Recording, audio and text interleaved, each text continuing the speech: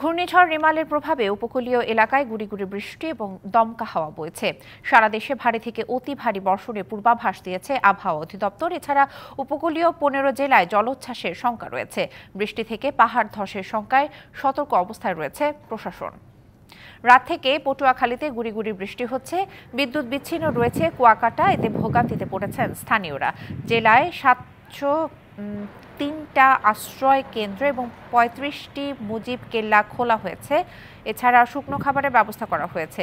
ঘূর্ণিঝড় রিমালের প্রভাবে ভোলায় বৃষ্টি এবং দমকা হাওয়া বইছে, পাশাপাশি উত্তাল রয়েছে মেঘনা নদী। এরই মধ্যে জেলায় 869টি আশ্রয় কেন্দ্র এবং 14টি মুজিব কেল্লা প্রস্তুত করা হয়েছে। স্বেচ্ছাসেবক সদস্য ঘূর্ণিঝড় মোকাবিলায় মাঠে কাজ করছে।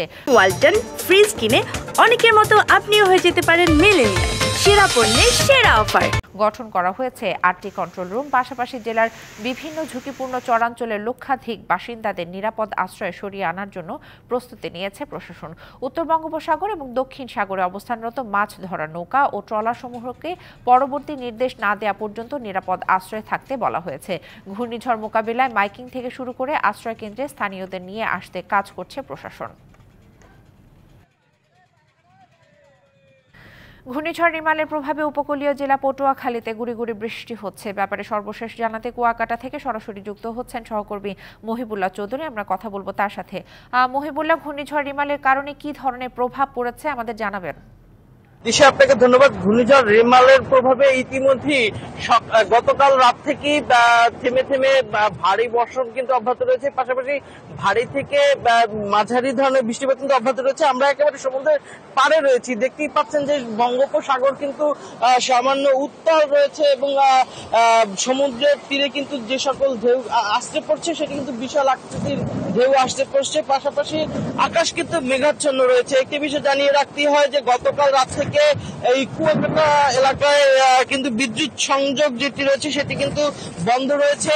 এছাড়া আমরা কথা বলেছিলাম আবহাওয়া অধিদপ্তরের সাথে। আবহাওয়া অধিদপ্তর আমাদেরকে যেমনটি জানিয়েছে যে পটুয়াখালীর আবহাওয়া অধিদপ্তর থেকে আমাদেরকে জানানো হয়েছে যে 10.4 মিলিমিটার বৃষ্টিপাত রেকর্ড করা হয়েছে। এছাড়া কলাপাড়া আবহাওয়া অধিদপ্তর থেকে জানানো হয়েছে যে গত 24 ঘন্টায় 27 মিলিমিটার বৃষ্টিপাত কিন্তু তারা রেকর্ড করেছে।